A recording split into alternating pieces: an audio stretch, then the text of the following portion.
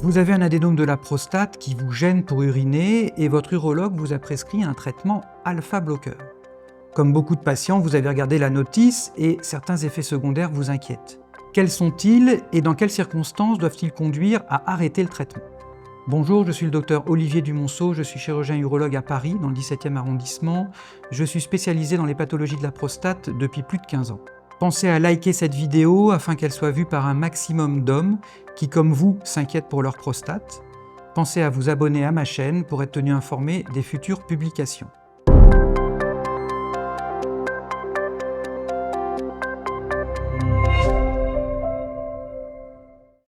Votre adénome prostatique vous gêne beaucoup, vous avez du mal à uriner, vous y allez souvent le jour, la nuit.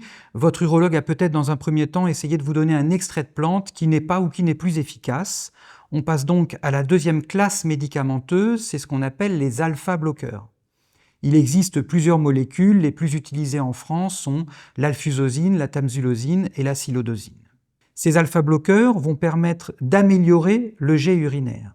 Petit rappel, quand vous urinez, la vessie se contracte, le col de la vessie, c'est-à-dire la sortie de la vessie, se décontracte, s'ouvre, et l'urètre également se décontracte pour laisser passer les urines. Le col de la vessie et l'urètre sont riches en récepteurs alpha.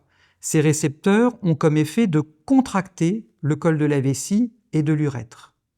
On comprend donc le principe des alpha-bloqueurs va être d'empêcher l'action de ces récepteurs alpha et donc de décontracter la sortie de la vessie et le canal de l'urètre. C'est un traitement qui est efficace. Chez certains patients, il est même efficace en quelques heures. Il peut, chez d'autres patients, prendre plusieurs jours à agir. Néanmoins, il agit sur des récepteurs alpha qui ne sont pas situés que dans la sphère urinaire. On en trouve aussi dans les vaisseaux sanguins, dans les artères. On peut en trouver au niveau du pharynx, du larynx. Donc, lorsqu'on bloque ces récepteurs, on peut avoir un certain nombre d'effets secondaires. Le premier effet secondaire qu'il faut bien connaître, c'est ce qu'on appelle l'hypotension orthostatique. Quand vous êtes allongé et que vous vous levez, la tension artérielle doit instantanément augmenter pour que le cerveau continue à être irrigué alors que vous passez de la position horizontale à la position verticale. L'hypotension orthostatique, c'est quand il existe un temps de latence, d'adaptation de la tension artérielle qui fait que pendant quelques secondes, vous allez avoir un vertige, voire un malaise, voire une chute. On recommande aux patients qui sont gênés par cette hypotension orthostatique de se lever en 2 temps. Je dis toujours à mes patients de s'asseoir au bord du lit, d'attendre 30 secondes et quand ils sentent que ça ne tourne plus, de se lever. Je recommande aussi aux patients de prendre le traitement le soir au coucher. Comme ça, s'il y a un trouble d'adaptation de la tension artérielle, de toute façon, ils sont couchés, ça ne va rien changer. Autre effet secondaire possible, la congestion nasale, la sensation de nez bouché qui, lorsqu'elle est importante, peut devenir invalidante au quotidien. Ce d'autant que le fait de se moucher ne la fera pas disparaître.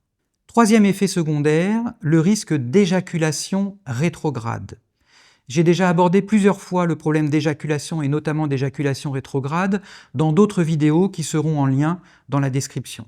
Pour rappel, l'éjaculation rétrograde, au moment de l'orgasme, le sperme ne sort plus. Il va en arrière dans la vessie et lorsque vous urinez tout de suite après le rapport sexuel, vous trouverez des dépôts de sperme dans les urines. Aucun danger. Cette éjaculation rétrograde, selon le type de médicament alpha-bloqueur que l'on vous donne, peut aller de 15 à 50% des cas. Comme toujours, lorsqu'on prescrit un traitement à un patient, il faut faire la balance bénéfice-risque. Si vous êtes plus gêné par les effets secondaires du traitement, en l'occurrence l'alpha-bloqueur, que vous n'étiez gêné par les troubles urinaires, il faut arrêter le traitement et changer de molécule. J'espère que cette vidéo vous a intéressé, que vous en avez appris plus sur les alpha-bloqueurs. En tout cas, merci de l'avoir regardé et à très bientôt.